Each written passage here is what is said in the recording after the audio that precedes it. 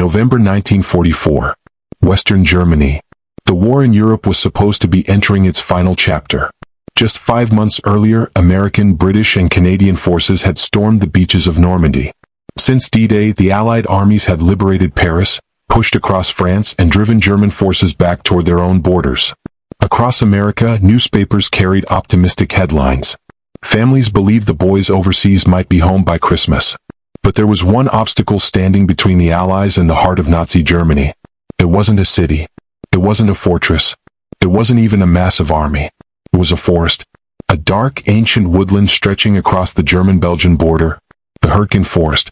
At first glance, it appeared almost peaceful. Towering pine trees reached toward the gray autumn sky. Narrow dirt trails twisted between thick undergrowth. Small villages rested quietly on the forest's edge. But beneath that peaceful appearance lay one of the deadliest battlefields American soldiers would ever face. Nearly 80 years later, military historians still ask the same question. Why did the United States Army fight here? And why did thousands of American soldiers die in a forest that offered almost no strategic value? This is the story of the Battle of Hürtgen Forest. The longest battle ever fought by the United States Army on German soil. A battle that lasted nearly 5 months, consumed tens of thousands of lives, and became one of the greatest tragedies of World War II. By the fall of 1944, Adolf Hitler's Third Reich was under enormous pressure. In the east, Soviet forces were pushing relentlessly toward Berlin. In the west, American, British, and Canadian armies had broken out of Normandy and crossed France with astonishing speed. Many Allied commanders believed Germany was on the brink of collapse. But appearances can be dangerously misleading.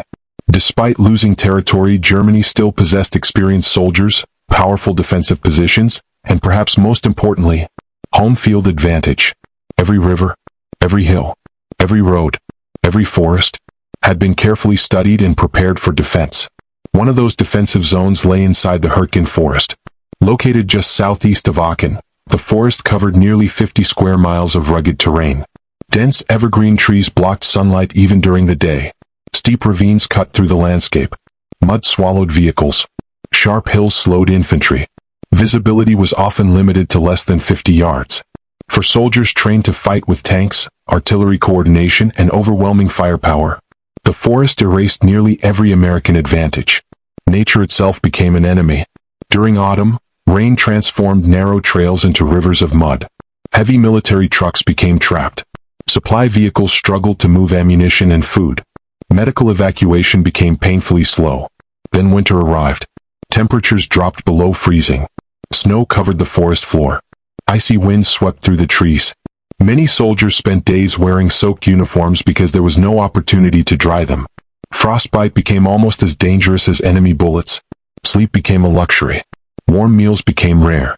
Even lighting a small fire risked revealing a unit's position to German observers. The forest punished everyone equally, but the Germans knew these woods. Many defensive positions had been constructed months before Allied troops ever arrived. Concrete bunkers blended naturally into hillsides. Machine gun nests overlooked likely avenues of attack. Minefields covered clearings. Barbed wire blocked movement. Artillery observers climbed tall trees and church towers beyond the forest, directing devastating fire onto advancing American units. Hidden among thousands of trees were experienced German infantrymen who understood every path and every ridge. Instead of meeting the Americans in open battle, they waited, silent, patient, invisible. For the average American soldier entering Hürtgen Forest, combat became something entirely different from the fast-moving campaigns fought across France. There were no sweeping advances, no dramatic tank charges, no clear front lines. Instead, there was uncertainty.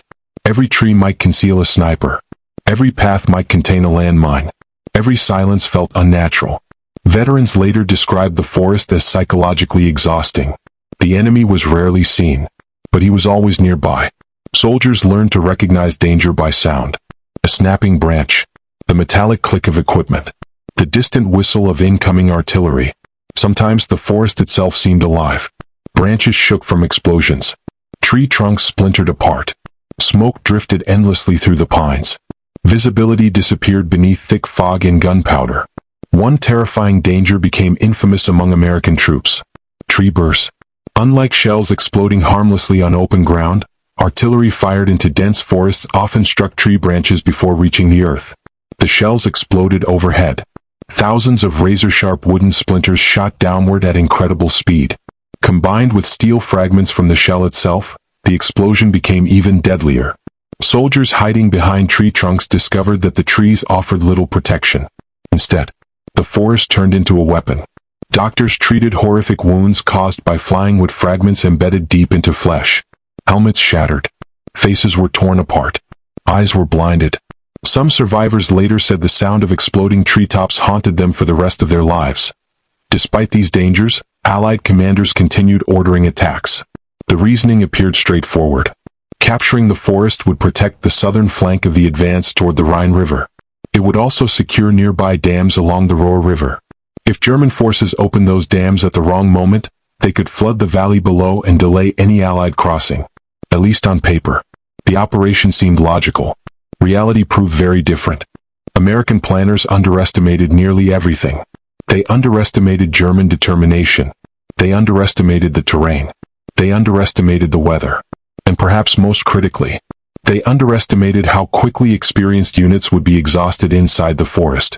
Battalions entered with hundreds of men. Days later, many emerged with only a fraction still capable of fighting. Fresh replacements arrived. Often they had little combat experience. Within hours, many found themselves under artillery fire unlike anything they had imagined. Entire companies became disorganized. Junior officers were killed. Communication lines were cut. Radio signals struggled beneath dense tree cover. Sometimes commanders had almost no idea where their own troops were located. As casualties mounted, units became increasingly fragmented. Small groups of soldiers fought isolated battles without knowing what was happening just a few hundred yards away. Maps quickly became unreliable. Landmarks disappeared beneath smoke. Destroyed trees changed the appearance of the landscape daily. A hill captured in the morning might be lost by afternoon. A trail considered safe yesterday could be mined today. The forest constantly changed. And with every passing day, it became more dangerous. For many Americans, this was their first experience fighting on German soil. Crossing the border carried enormous symbolic meaning. They believed they were finally bringing the war directly to Hitler's homeland. Yet instead of triumph, they found fear. Letters home became noticeably different. Some soldiers wrote very little. Others described endless shelling, freezing nights, and forests where nobody could see the enemy.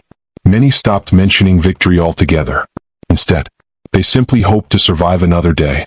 German morale, surprisingly, remained stronger than many Allied planners expected. Although Germany was losing the war overall, soldiers defending their homeland fought with extraordinary determination. Many believed they were protecting their families. Others feared punishment if they retreated. Some remained fiercely loyal to Hitler.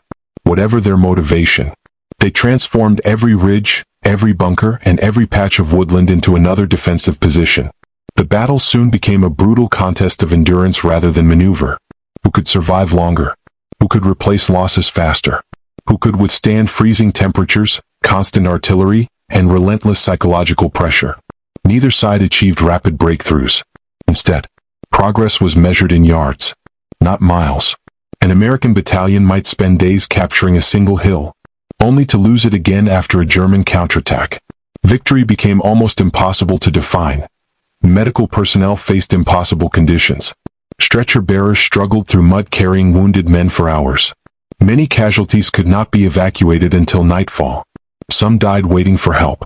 Field hospitals overflowed. Doctors operated continuously under exhausting conditions. Morphine became one of the most valuable supplies available. Even then, there were never enough medics for the number of wounded arriving from the forest. The psychological effects were equally devastating. Continuous shelling robbed soldiers of sleep. The inability to see the enemy created constant tension. Every movement demanded total concentration. Veterans later described reaching a point where fear simply became normal. They no longer reacted to explosions. They expected them. The forest had changed them. As November turned toward December, American commanders faced an uncomfortable truth. The offensive was not achieving its intended results. Casualties were climbing rapidly. Entire divisions required rebuilding. Yet the battle continued. Orders remained unchanged. Advance. Capture the next objective. Then the next. And the next. Few realized something even more dangerous was quietly developing beyond the trees. While American divisions remained locked inside the Hürtgen Forest, Adolf Hitler was preparing one final gamble. A massive surprise offensive that would erupt through the nearby Ardennes. History would remember it as the Battle of the Bulge. But before that offensive could begin, thousands more Americans would disappear into the dark forests of Western Germany. Many would never return. Chapter 2, America's Deadliest Forest Battle. December 1944. Winter had tightened its grip across Western Germany. The towering pines of the Hürtgen Forest stood frozen beneath layers of snow, while bitter winds swept through shattered branches left behind by weeks of relentless artillery bombardment. The forest no longer resembled the peaceful woodland that had greeted the first American troops. It had become a landscape of broken trees, deep shell craters, burned-out vehicles, and abandoned equipment. Everywhere soldiers looked, there were reminders of the cost already paid. The battlefield smelled of wet earth, smoke, pine resin, diesel fuel, and explosives. For the men fighting here, there was no such thing as a safe place. Even silence had become frightening. Because in Hürtgen Forest, silence usually meant the artillery had not started yet. American commanders refused to abandon the offensive. Each new attack carried the hope that this time German defenses would finally collapse. Instead, the opposite happened. Every advance seemed to run into another minefield. Another hidden bunker. Another machine gun nest. Another carefully prepared ambush. German defenders had mastered the terrain. They rarely needed large numbers to stop an attack. A handful of experienced soldiers, positioned correctly, could delay an entire American battalion for hours, or even days. Every ridge became a fortress. Every ravine became a trap. The forest also robbed the Americans of one of their greatest strengths: firepower. Throughout World War II, the United States Army depended heavily on artillery, tanks, air support, and rapid movement. Those advantages had worked brilliantly across France. But inside Hürtgen Forest, tanks struggled to move along narrow roads. Aircraft often couldn't see targets beneath the thick tree canopy. Artillery shells exploded high in the branches, creating deadly showers of splinters that killed friend and foe alike. Instead of modern maneuver warfare, the battle resembled something from World War I. Small infantry units fighting yard by yard, tree by tree, foxhole by foxhole. The emotional toll became overwhelming. Many replacements arriving at the front had never experienced combat. Some had received only a few weeks of training before being sent into one of the most difficult battlefields of the entire war. Veterans watched new soldiers arrive with clean uniforms and hopeful expressions. A few days later, those same faces looked years older. Some replacements disappeared before learning the names of the men beside them. Entire squads could vanish during a single artillery barrage. Leadership changed constantly. If a lieutenant fell, a sergeant took command. If the sergeant was wounded, a corporal stepped forward. Sometimes the highest-ranking survivor was only 19 years old. One American infantryman later recalled that the forest destroyed any sense of time. Days blended together. Morning looked like evening beneath the dense trees. Rain turned into snow. Snow melted back into mud. The only calendar anyone trusted was the arrival of ammunition, food, and replacement troops. Those supplies stopped coming. Everyone knew something had gone terribly wrong. The wounded faced unimaginable hardship. In open terrain, medics could often reach casualties quickly. Inside Hürtgen Forest, evacuation became a battle of its own. Stretcher teams carried wounded soldiers through deep mud, steep hills, and thick undergrowth. Each journey could take hours. German artillery frequently targeted known evacuation routes. The men carrying stretchers became targets themselves. Some medics were killed while trying to save others. Yet they continued returning into the forest. Again, and again, and again. Nature remained as deadly as the enemy. Temperatures dropped below freezing almost every night. Wet boots froze solid. Blankets became soaked with snow. Many soldiers developed trench foot after spending days in cold, damp conditions without changing socks. Others suffered frostbite severe enough to require amputation. Simple illnesses spread rapidly. Fatigue weakened immune systems. Pneumonia became another silent killer. Some men left the battlefield not because of bullets, but because their bodies simply could not endure the cold any longer. Meanwhile, German commanders exploited every weakness. Rather than launching massive counterattacks, they relied on patience. They knew the Americans had to keep advancing. The Germans simply waited for them. Machine guns remained hidden until the last possible moment. Mortars struck road junctions. Snipers targeted officers and radio operators. Engineers laid fresh mines every night. The battlefield itself became a constantly changing puzzle. One mistake could cost dozens of lives. Among the most feared weapons were German mortars. Unlike artillery fired from miles away, mortars could appear with almost no warning. A faint popping sound echoed through the forest. Seconds later, explosions erupted around advancing infantry. Soldiers instinctively dove into shell holes. Sometimes those shell holes were already occupied. Sometimes they contained unexploded ammunition. Sometimes they were flooded with freezing water. There were no good options, only survival. As casualties mounted, experienced combat divisions began losing their effectiveness. Some companies entered battle with over 180 soldiers. Weeks later, fewer than 50 remained fit for duty. The missing included the dead, the wounded, the sick, and those suffering psychological collapse. Today we recognize combat stress as a serious medical condition. During World War II, many soldiers simply reached a breaking point. After weeks of non-stop shelling, exhaustion, and fear, some became unable to speak. Others stared blankly into space. Some wandered away from their units in complete confusion. Military doctors called it battle fatigue. Modern psychologists know it as one of the many forms of combat trauma. Despite these losses, the offensive continued. Higher headquarters remained convinced that persistence would eventually break German resistance. Instead, the forest kept consuming manpower. Every captured position demanded reinforcements. Every reinforcement suffered new casualties. The cycle repeated endlessly. The battlefield became littered with abandoned equipment. Destroyed Sherman tanks blocked narrow roads. Jeeps lay overturned in shell craters. Artillery pieces sank into deep mud. Telephone wires hung tangled between shattered trees. Sometimes supply trucks reached the front only to discover the units they intended to support no longer existed. Entire platoons had been wiped out before the supplies arrived. For German defenders, conditions were hardly easier. Food shortages grew worse. Ammunition became harder to replace. Medical supplies dwindled. Many German soldiers fought while exhausted, hungry, and freezing. But they possessed one enormous advantage. They were defending prepared positions. Every American attack required crossing dangerous ground. The Germans only had to wait. As December progressed, rumors spread among American troops. Some believed German forces were gathering somewhere beyond the forest. Others dismissed the reports. After months of continuous fighting, rumors had become part of daily life. Few imagined what was actually happening. Behind the front lines, Adolf Hitler was preparing one final offensive. He believed a surprise attack through the Ardennes could split British and American armies, capture the Belgian port of Antwerp, and force the Western Allies into negotiating peace. Many of Germany's remaining armored divisions were secretly assembling nearby. The Allies failed to recognize the scale of the coming attack, partly because so much attention remained focused on battles like Hürtgen Forest. Then, before dawn on December 16, 1944, the silence shattered. Hundreds of German artillery guns opened fire simultaneously. Across an 80-mile front, the Wehrmacht launched its largest offensive in the West since Normandy. American units were caught completely by surprise.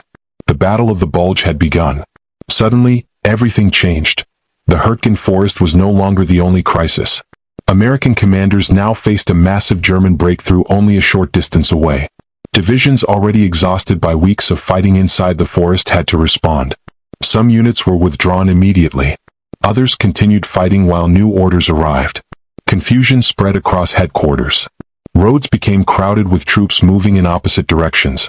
Supplies intended for Hürtgen were redirected toward the Ardennes. The battlefield became even more chaotic. Looking back, many historians argue that the Hürtgen campaign weakened American forces just before Hitler launched his final offensive. Thousands of experienced soldiers had already become casualties. Entire divisions had lost much of their combat strength. Fresh replacements entered the Battle of the Bulge with little experience. Whether the outcome would have been different remains a matter of debate. But one fact is undeniable. The Battle of Hürtgen Forest had drained enormous American resources at exactly the wrong moment. Yet the men who fought there rarely discussed strategy. They remembered something much simpler. Friends who never came home. The medic who ran toward gunfire instead of away from it. The sergeant who refused evacuation after being wounded. The soldier who shared his last dry pair of socks. Small acts of courage became the true story of Hürtgen Forest. Not maps. Not objectives. Not headquarters. But ordinary people trying to keep one another alive. By early 1945, German resistance inside the forest finally began to crumble. The front slowly moved eastward. The trees remained. The shell craters remained. The abandoned bunkers remained. But the battle that had consumed so many lives was finally coming to an end. Few soldiers celebrated. There was little reason to. The cost had been staggering.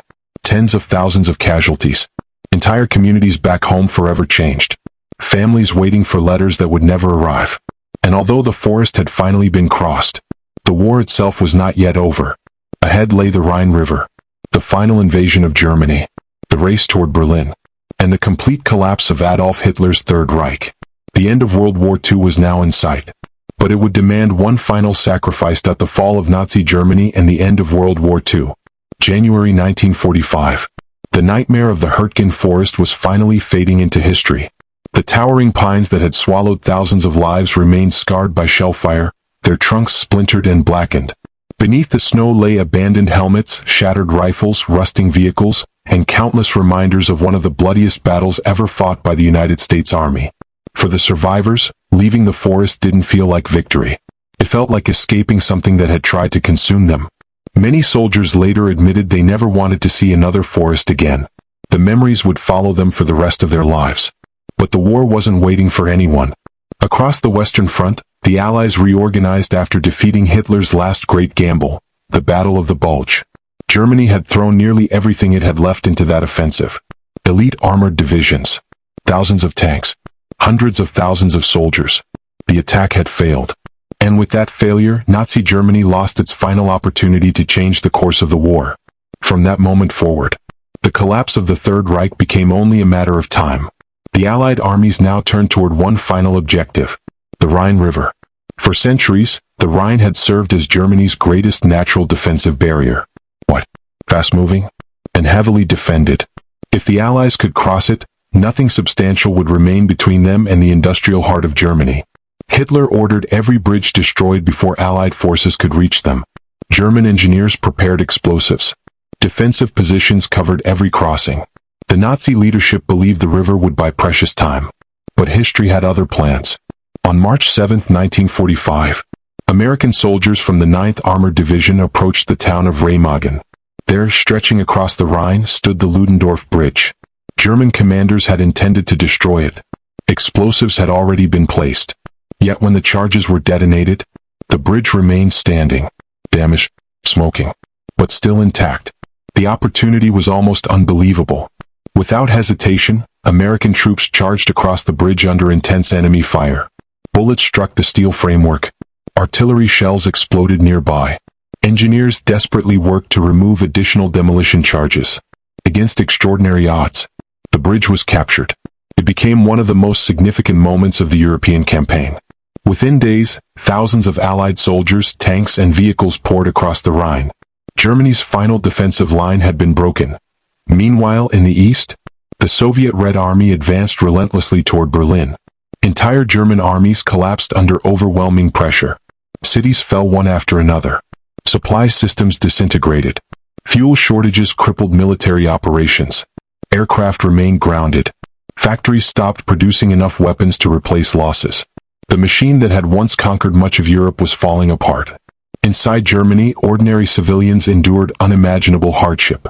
Cities lay in ruins after years of strategic bombing. Railroads barely functioned. Electricity failed frequently.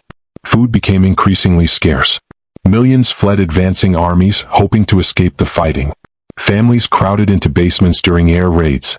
Children grew up surrounded by destruction. The promise of the Third Reich had become a nightmare. Still, Adolf Hitler refused to surrender. Hidden inside the Führer bunker beneath Berlin, he continued issuing orders to divisions that no longer existed. Maps covered the walls. Military advisors presented increasingly hopeless reports. Yet Hitler insisted victory remained possible. His decisions became detached from reality. Entire armies were ordered to launch attacks despite lacking soldiers, fuel, or ammunition. The collapse unfolding above ground could no longer be hidden. By April 1945, Berlin itself had become a battlefield. Soviet artillery bombarded the city day and night. Street fighting erupted block by block. Buildings collapsed into piles of rubble. Civilians sheltered in subway stations and basements while explosions echoed through the capital. Every intersection became another desperate defensive position. Teenagers from the Hitler Youth joined elderly veterans in a hopeless attempt to defend the city. Many had almost no military training. Yet they fought because they believed they had no other choice. Inside the bunker, the end approached rapidly. On April 29, Adolf Hitler married Eva Braun. The ceremony was brief. Outside, artillery continued shaking the walls. The following day, April 30, 1945, Adolf Hitler took his own life. Eva Braun died beside him. Their bodies were carried outside the bunker entrance, where aides attempted to burn them according to Hitler's final instructions. The man whose ambitions had plunged the world into the deadliest conflict in human history was gone. But the fighting continued. German commanders across Europe now faced an impossible reality. The Führer was dead. Berlin was collapsing. The Western Allies were advancing from one direction, the Soviets from the other. There would be no miraculous rescue, no secret weapon, no last-minute victory, only surrender. On May 7, 1945, representatives of the German High Command signed the unconditional surrender of all German armed forces at Allied headquarters in Reims, France. The agreement took effect the following day. May 8 became known throughout much of the world as Victory in Europe Day, V-Day. After nearly 6 years of war, the conflict in Europe had finally ended. Church bells rang. Crowds filled city streets. Flags waved across London, New York, Paris, and countless other cities. Strangers embraced one another. Factories stopped working as celebrations erupted. For millions, it was the happiest day they had ever experienced. Across the United States, families gathered around radios to hear President Harry S. Truman announce Germany's surrender. The celebrations were enormous. Times Square overflowed with people. Parades formed almost spontaneously. Service members hugged complete strangers. Children climbed onto shoulders waving American flags. After years of rationing, anxiety, and sacrifice, hope finally returned. Yet behind every celebration stood countless empty chairs. More than 400,000 Americans had died during World War II. Millions more returned carrying wounds that would never fully heal. Some injuries were visible. Many were not. Among those veterans were the survivors of Hürtgen Forest. Unlike famous battles such as Normandy, Iwo Jima, or the Battle of the Bulge, Hürtgen rarely appeared in Hollywood films or history textbooks. There were no dramatic beaches, no iconic city skylines, no triumphant photographs, only endless trees, rain, snow, mud, and silence. Perhaps that is one reason the battle remained overlooked for so many years. Yet military historians increasingly recognize Hürtgen Forest as one of the most difficult campaigns ever fought by American forces. The cost was staggering. Approximately 33,000 American battle casualties are generally accepted by historians, with some estimates rising above 50,000 when non-battle losses such as illness, exposure, and trench foot are included. German losses were also severe, with estimates commonly ranging between 28,000 and 32,000 casualties. For months, thousands of lives were spent capturing ground that offered little immediate strategic advantage. Even decades later, military academies continued studying the battle as an example of how terrain, weather, intelligence failures, and operational decisions can combine to create disaster. The forest itself still exists today. Visitors walking its peaceful trails often struggle to imagine the violence that once consumed every hillside. Birds sing where artillery once thundered. Trees have grown over shell craters. Nature has slowly reclaimed the battlefield. Yet reminders remain. Fragments of bunkers hidden beneath moss. Rusting barbed wire emerging from the soil. Military cemeteries where rows of identical white crosses stretch toward the horizon. Each marker represents a life interrupted. A son, a brother, a husband, a father. Someone whose future ended beneath those trees. The lessons of Hürtgen Forest reach far beyond military history. They remind us that victory often carries unimaginable costs. That decisions made in distant headquarters are lived by ordinary soldiers on the ground. That courage does not always guarantee success. And that even the winning side can suffer devastating losses. The men who entered Hürtgen Forest were not searching for glory. Most simply wanted to survive, to protect the soldier beside them, and one day, to return home. Some fulfilled that dream. Many never had the chance. World War II officially ended a few months later, after Japan surrendered in September 1945. The deadliest conflict in human history had claimed more than 60 million lives. It reshaped international politics, transformed military technology, accelerated scientific discovery, and forever changed the global balance of power. The The United States emerged as one of the world's leading superpowers. Germany lay divided and devastated. Europe began the long process of rebuilding. And a generation that had experienced unimaginable suffering hoped such a catastrophe would never happen again. Today, nearly every veteran of Hürtgen Forest is gone. Their voices survive through recorded interviews, letters, journals, photographs, and the memories passed down by their families. Those stories matter. Because history is more than dates and statistics. History is human. It lives in the footsteps of soldiers marching into an unfamiliar forest. In the medic carrying a wounded stranger through snow. In the family waiting by the mailbox for a letter that never arrives. And in the quiet promise that their sacrifices will never be forgotten. The Hürtgen Forest was never supposed to become one of America's longest and bloodiest battles in Europe. It was meant to be another step toward victory. Instead, it became a haunting reminder that war rarely unfolds according to plan. Beneath those towering pines, courage met exhaustion, hope met despair, and thousands of ordinary men became part of history. As the guns finally fell silent across Europe in May 1945, the world celebrated the end of World War II.